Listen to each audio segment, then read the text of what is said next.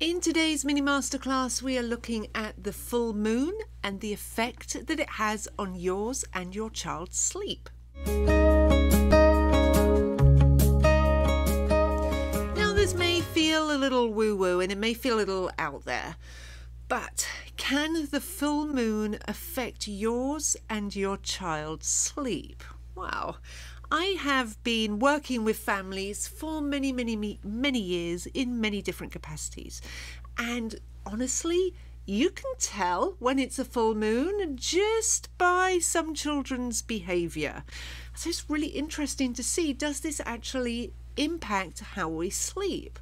Well, there have been some studies that have been done on this, and when the studies that have been done on adults do show that we do have a reduction in the amount of time that we are spent sleeping at the full moon.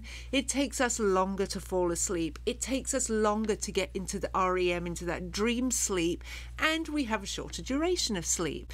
And so this is adults. So there have been a few studies that have been done with children and the full moon, and actually these are a little bit more inconclusive.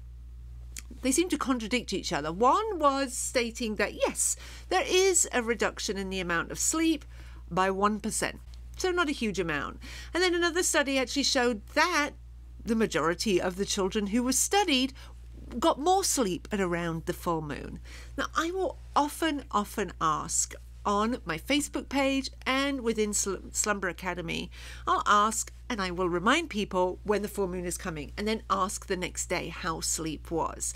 And we see two really sort of different camps here. One is that sleep was a real challenge, and oh, that explains why last night was completely crazy, because we had the full moon. But then there are quite a lot of children who will actually sleep so much better around the full moon.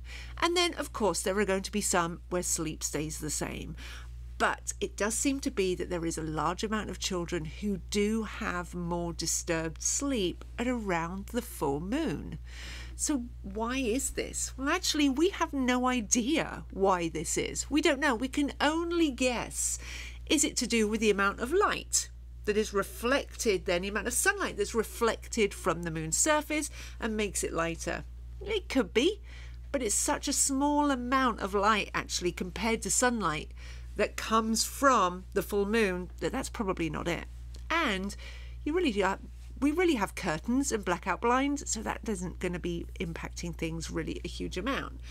Now, could it be due to electromagnetic fields? Well, this one actually sounds like it could be the case.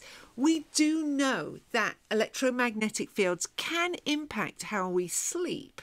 So this could be from some old wiring in your house. If you have an old house and the wiring is old, it's going to emit more of an electromagnetic field than some new wiring would. And so if your house is really old and you do have really old wiring, honestly, that can impact how you and your child sleeps. And then when we have the full moon, then the electromagnetic fields can change. And so this could potentially cause disruptions with sleep. And another theory is all to do with gravity. And we know the gravitational pull of the moon, it affects the tides, it affects everything. So that this could also be playing a part, as we are made up, the majority of our build-up, our makeup is water. So this could be impacting as well. So does your child sleep a little easier, or do they have a more challenging time sleeping around the full moon? Now, I wouldn't worry too much. Don't be sort of keeping a schedule and just preempting that you're going to have a challenging night if it's a full moon. But if you do occasionally have a challenging night, looking to see whether it was a full moon the night before is definitely worth doing, just so that you know that that may be the reason that you are having more challenging sleep.